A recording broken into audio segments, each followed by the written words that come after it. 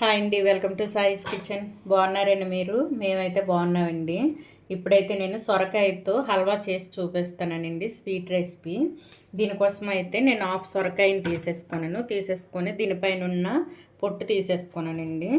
తీసేసుకొని లోపల ఉన్న గుదురును ఈకుండి ఇటువంటి పీచులాగా ఉంటుంది కదండి, ఈ విధంగా ఇది కూడా తీసేసుకొని ఇప్పుడైతే తురుముకోవాలండి. ఇది చూడండి, ఈ విధంగా తీసుకొని ఇవైతే మంచిగా తురిమియాలి. ఈ విధంగా తురిమేసి తీసుకోవాలండి. చూడండి, ఈ విధంగా వచ్చేటట్టు ఇవి మొత్తం కూడా తురిమి చూపిస్తానండి.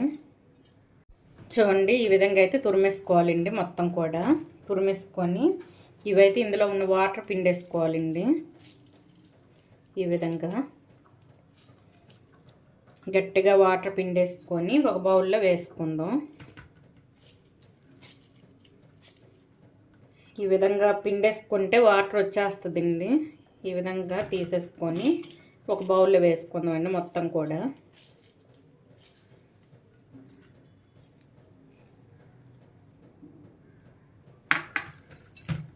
చూడండి, ఈ విధంగా అయితే తురుము తీసుకున్నాను. పూర్తిగా ఒక కప్పుకి వచ్చిందండి.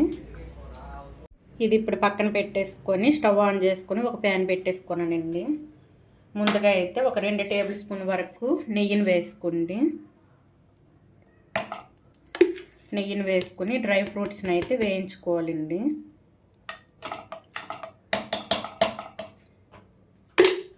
చూడండి, డ్రై ఫ్రూట్స్ని అయితే వేయించుకుందాం. నెయ్యి కూడా కరిగింది. ఇప్పుడు ఈ డ్రై ఫ్రూట్స్ని మంచిగా వేయించుకోవాలండి. మంచి గోల్డెన్ కలర్ వచ్చేంత వరకు వేయించుకోవాలి. డ్రై ఫ్రూట్స్ అయితే మనకు వేగిపోయింది. ఇవి ఒక ప్లేట్లో తీసేసుకుందాం.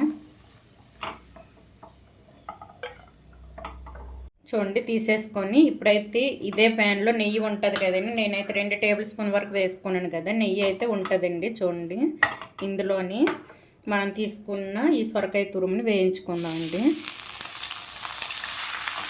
ఈ వాటర్ మొత్తం దీంట్ నుంచి బయటకు వచ్చేంత వరకు వేయించుకోవాలి. ఇప్పుడు మనం పిండేసుకున్నా సరే ఇందులో వాటర్ ఉంటుందండి. మనం వేయించేటప్పుడు వాటర్ బయటకు వస్తుంది. అది మొత్తం బయటకు వచ్చేంత వరకు ఇదైతే ఫ్లేమ్ మీడియంలో ఉంచేసుకొని వేయించుకోండి. ఇది పూర్తిగా బయటకు వచ్చేయాలండి వాటరు. ఇదైతే ఒక 5 మినిట్స్ అయితే ఇలానే ఉంచేద్దామండి.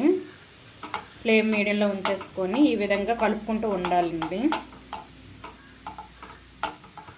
చూడండి, సొరకాయలో ఉన్న వాటర్ మొత్తం మన బయటికి వచ్చి మనకి ఇది డ్రై అయ్యింది. చూడండి, ఈ విధంగా రావాలండి. ఇప్పుడైతే ఒక పావు కప్పు వరకు మిల్క్ని వేసుకుందాం. చూడండి, ఒక పావు కప్పు వరకు వేసుకుంటానండి. చిక్కటి మిల్క్ తీసుకోండి. ఈ మిల్క్లో అయితే ఇది కూడా ఉడికించుకోవాలండి. ఫ్లేమ్ మీడియంలోనే ఉంచేసుకొని ఈ మిల్క్లో అయితే ఇది ఉడకాలి. ఈ పాలు కూడా మంచిగా పీల్చుకోవాలండి. ఈ సొరకాయ ఇదండి తురుము. ఇది మొత్తం పీల్చుకున్న తర్వాత చూడండి, పీల్చడం స్టార్ట్ చేసింది. ఈ విధంగా ఉండేటప్పుడే నేనైతే కొద్దిగా ఒక 2 టేబుల్ స్పూన్ వరకు మిల్క్ పౌడర్ వేసుకుంటానండి. మీకు మిల్క్ పౌడర్ లేదనుకుంటే దాని ప్లేస్లో పాలు ఒక అరకప్పు వరకు వేసుకొని, నేను పావు కప్పు పాలు వేసుకున్నాను కదండి, మీరైతే అరకప్పు వేసుకోండి. మిల్క్ పౌడర్ ఉంటే మిల్క్ పౌడర్ యాడ్ చేసుకుంటే టేస్ట్ బాగుంటుందండి. ఈ విధంగా వేసేసుకోవాలి. ఇది కూడా మంచిగా దీనికి పట్టాలండి, సొరకాయ మనం తురుముకున్న దీనికి. చూడండి, ఇది కూడా దగ్గర అయింది కదా. ఇప్పుడు చూడండి, షుగర్ వేసుకుంటాను. ఒక పావు కప్పు వేసుకుంటే సరిపోద్దండి, ఎక్కువ అవసరం లేదు. ఒక కప్పు తురుముకి పావు కప్పు షుగర్ సరిపోద్ది. ఎందుకంటే మిల్క్ పౌడర్ కూడా మనం వేసుకున్నాం కదండి, షుగర్ సరిపోద్ది. ఇప్పుడు మొత్తం కూడా మంచిగా మనకి ఈ షుగర్ కూడా కరిగింది కదండి, మొత్తం కూడా దగ్గర పడాలి. దగ్గర పడేంత వరకు కలుపుకోవాలండి.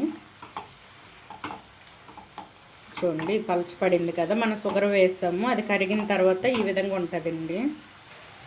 ఇప్పుడు మొత్తం కూడా దగ్గర పడాలి. ఈ దగ్గర పడేంత వరకు కలుపుకోవాలండి, ప్యాన్కి అంటకుండా.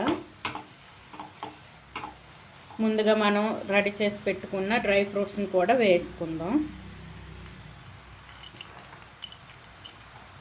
చూడండి, ఇవి వేసుకొని మొత్తం కలిపేసుకుందాం. ఇది దగ్గర పడేంత వరకు ఇదే విధంగా కలిపేసుకోండి.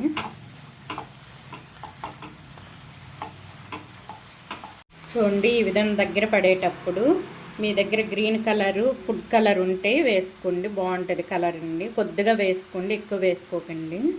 చూడండి, ఈ విధంగా వేసుకొని మొత్తం కూడా కలిపేసుకోవాలి. చూసారు, ఇంతే అండి. కొద్దిగా వేసుకోవాలండి, మరీ ఎక్కువ వేసినా పూర్తిగా గ్రీన్ కలర్లో అయిపోద్దండి, చూడడానికి కూడా బాగోదు. ఈ విధంగా కొద్దిగా ఒక చిటికెడ కంటే ఇంకా తక్కువ అండి వేసుకోవాలి. ఈ విధంగా వేసుకొని మొత్తం దీనికి పట్టే విధంగా కలిపేసుకోవాలి. ఈ విధంగా కలిపేసుకొని ఇందులోనే కొద్దిగా యాలక పొడి వేసుకోండి, ఇలాచీ పౌడర్. చూడండి, మాత్రం అయితే సరిపోద్ది. ఇట్లయితే దగ్గర పడేంత వరకు కలుపుకోవాలి. ఇందులో ఇప్పుడు 1 టేబుల్ స్పూన్ వరకు నెయ్యిని వేసుకుందామండి.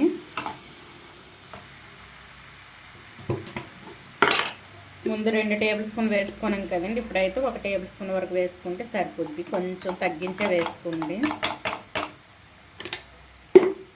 ఇప్పుడు మొత్తం కూడా కలిపేసుకొని ఒక 2 మినిట్స్ అయితే ఇదే విధంగా ఉంచేసుకుందామండి. కొద్దిగా దగ్గర పడుతుంది, ఫ్లేమ్ మీడియంలో ఉంచేసుకొని ఈ విధంగా కలిపేసుకోండి. హల్వా అయితే మనకు కొద్దిగా దగ్గర పడితేనే బాగుంటుందండి.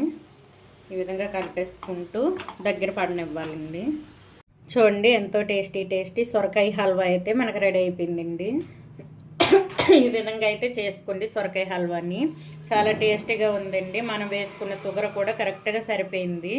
మనం 1 కప్పు సొరకాయ తురుముకి 1/4 కప్పు షుగర్ వేసుకుంటే సరిపోద్దండి, కరెక్ట్గా ఉంటుంది. ఇప్పుడు ఇదైతే నాకు కరెక్ట్గా సరిపోయిందండి షుగర్ అయితే. మిల్క్ అయితే మీరు మిల్క్ కూడా 1/4 కప్పే వేసుకోండి. మీ దగ్గర మిల్క్ పౌడర్ ఉంటే అది వేసుకోండి, మిల్క్ పౌడర్ లేకపోతే 1/2 కప్పు వరకు మిల్క్ వేసుకోండి.